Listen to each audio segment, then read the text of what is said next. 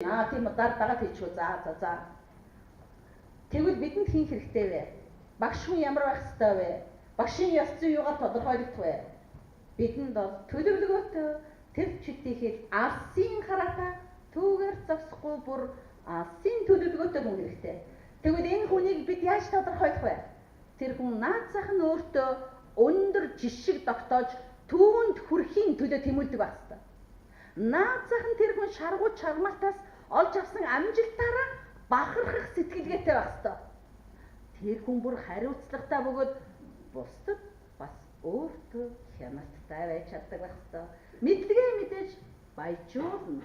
Тэгтээ бас бусдаа хуваалцаж чаддаг. Урамшиж чаддаг. Бусдын амжилтанд урамшиж чаддаг, бусдаа хуваалцаж чаддаг.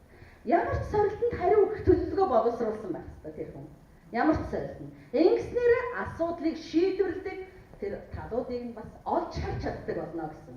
Инхээр бидний нөгөө ёс зүй гэдэг бол соёлтой, харилцаатай, өөрийгөө хөгжүүлсэн ийм хандлага болох ёстой гэсэн. Энэ тохиолдолд бид нар онолтой, баримтлалтай, туршлагатай, асуудлаа шийдвэрлэж чаддаг хэмжээнд очив. Инхийн тулд биднэрт юу хэрэгтэй вэ? Биднэрт ур чадвар хэрэгтэй. Биднэрт бас аливаа зүйлийн муу зүйлийн хүлээлттэй, сайн зүйлийн хүлээлттэй түүнд бас хариулах чадвартай байх ёстой. Ингэж бид нар үнийг хандлагаараа тогтоов. Ингэснээр бид нар бүх зүйлийг дүн шинжилгээ хийж чаддаг, нэгтгэж чаддаг. Үүнэл нь бас шинэ асуудлыг өөрөөсөө дэвшүүлж чаддаг.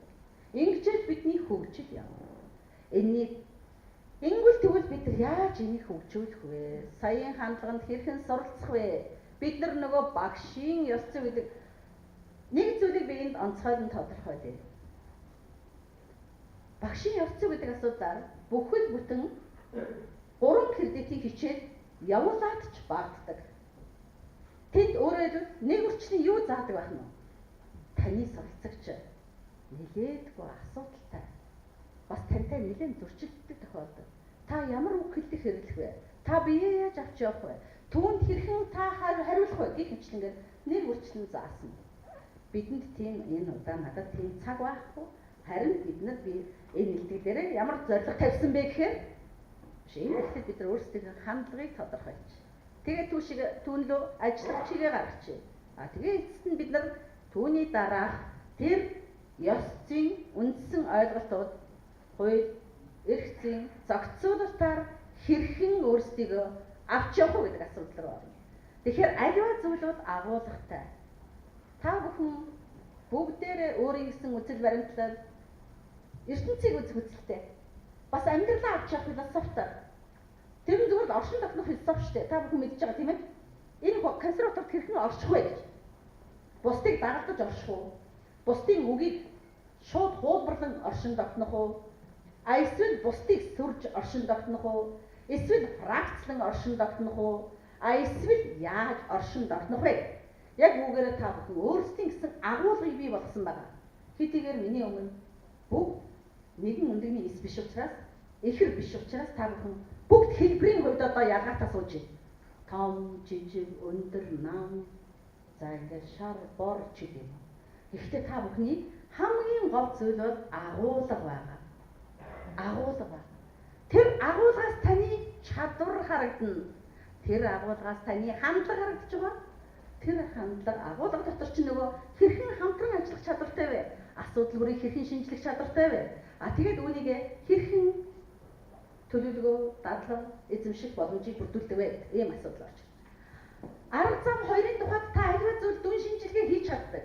Бас аливаа зүйлийг оюун ухаанаараа хүлээн зөвшөөрч авч тэгээд өөрийгөө үнэлэх чадвартай болж чадах юм бол та бас магадгүй хандлага, ёс зүйгээ арай өөрөөр авч үзэх нөхцөл бүрдэнэ.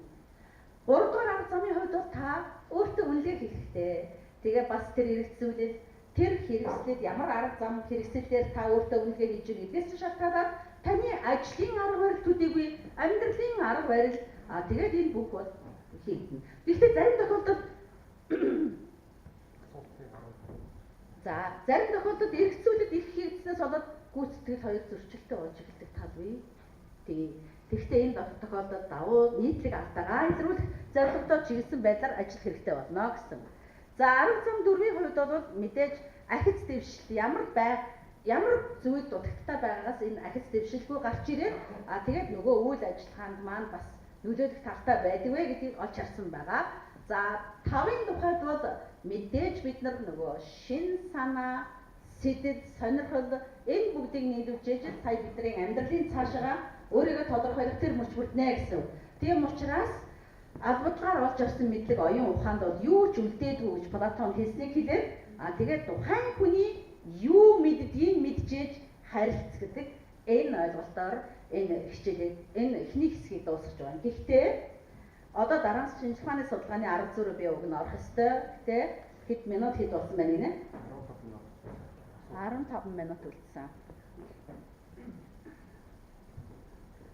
За энийг зүгээр 5 минутанд тайлбарлаад явууч. Энэ бол та бүхний бараг дийлэнхийхэнд мэддэг зүйл учраас. За ер нь бол эндээс үүдээд бид нар бол судалгаа хийх хэрэгтэй гэж сая ярьлаа. Судлаачид байх ёстой гэж бид ярьлаа.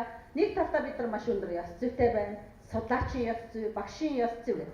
Тэгээд бүр ерөнхий хүний ёс зүйн тухай асуудал руу орж ирж байгаа. Бид нар ч одоо судлаачид болох гэж байгаа ш. Удахгүй та бүхнээс саяын ийм их олон асуудлуудыг судалсан жинхэнэ шинжлэх ухааны судлаачид төрж гарч ирнэ. Тэр судлаачид ямар хэмжээний арга зүйтэй, ямар хэмжээний мэдлэгтэй гэж судлаачид болох вэ? Дор хэмжээний мэдлэгийн түвшингөө тодорхойлно. Маш хурдтайгаар явъя. Дараа нь тэр шинжлэх ухааны өөрийн хийж байгаа судалгаа шинжлэх ухааны шалгуурт орж ийнө гэдгээ тодорхойлж ирнэ. Энэ шалгуурууд хуваагдсан. А, Б, С группийн шалгуурууд гэж юу хэлэх вэ гэдгийг бид нар энд гаргаж ирсэн. Дараа нь энэ шалгуур үндэс өөрөө бас бүтцийн хувьд, англи хэлний хувьд, тэгээд бас үндэслэлийн хувьд ямар байх вэ гэдгийг энд гаргаж ирсэн байна. Эцэст нь ерөөсөө шинжлэх ухааны арга зүй гэж юу юм бэ гэж хүн болгоод одоо шинжлэх ухааны арга зүй, онд арга зүй гэдээ яриад байдаг. Гэтэл зарим нэг нь надад онд байхгүй, би ондоор явдаггүй, би туршилтаар миний ажил бол угаасаа практик ажил, дадлага ажил. Манайхны ихэнх нь тийм бодолтой. Яг тэгвэл та бүхэн өөрийнхөө хийж байгаа ажлыг тэгж үнэлдэг. Хамгийн харамсалтай нь. Яг тэгвэл таны ажил ингээд хүүхдтэй ажиллаад ингэж байгаа тийм ээ. Энэ чинь зүгээр л ингээд шууд таны ажил арга зүй байгаа болов? Байх. Та нар мэдэхгүй. Тэгвэл тэрийг шинжлэх ухааны арга зүйтэй ажил гэдгийг хэрхэн тодорхойлж авах вэ гэдэг чинь энд байна. Өөрийгөө та бас жоохон хаяа бодлоо. Биш би нэр шинжлэх ухааны юм хийгээд байгаа биш үсттэй. Жаахан эргэлзээд үзэлтэй хийж байгаа ажилдаа. За тэгвэл энэ арга зүй гэдгийг ямар үндслэлээр давтааж болох вэ гэдгийг авч үзсэн байгаа. За дараа нь бол арга зүй өөрөө хоёр төрөлтэй гэдгийг энд бас гаргаж ирсэн байгаа. За дараа нь энэ арга зүй гэдэг бол ямар зарчмаар юу явдаг вэ гэдгийг гаргаж ирсэн байгаа. За дараа нь бол энэ арга зүйгээ хийгээд судалгаагаа хийгээд ирэхэд танаас шинэ мэдлэг үүснэ. Сая Оюнбаатар багш судалгааны явцдаа шинэ зүйл юу орж ирсэн бэ гэж ярьжсэн та бүхэн санаж байгаа. Энэ бол ингэж шинэ мэдлэг ингэж үүсэж байна. За ингэхээр зэрэг бидэрт нөгөө магадгүй шүү дээ. Нэг өдөр шинжлэх ухаанд бид хувьсгал хийж мэднэ шүү. Шинжлэх ухаанд хувьсгал хийж мэднэ.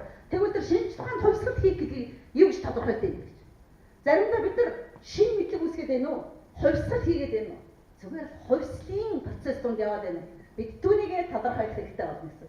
Ингэхээр зэрэг эндээс хүсээгүй бид нар тэр хувьсгал гэж яг юу хэлж байгаа? Хувьсгал гэдэг бол шинэ концепц үзэл баримтлал бий болох гэж байгаа.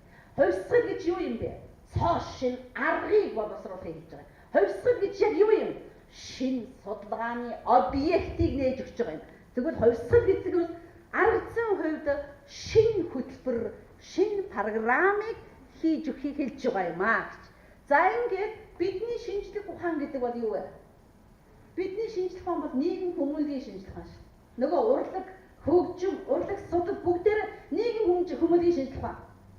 Тэгээ энэ дээр ямар арга зүй голддог вэ гэдгийг эцэст нь гаргаж ирсэн юм. Бид өөрийнхөө шинжлэх ухааныг ямар арга зүйгээр явуулах ёстой вэ?